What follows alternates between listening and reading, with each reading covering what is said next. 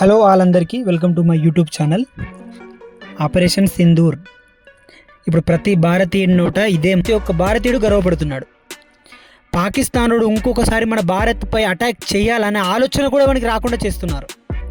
26 మందిని మట్టన పెట్టుకున్నారు. దానికి ప్రతీకారంగా 100 మందిని 100కు పైన మందిని తీసుకున్నాం. ఎంత పైన మనకి క్లారిటీగా రాలేదు, బట్ 100 మందిని అయితే బరాబర్ తీసుకున్నాం.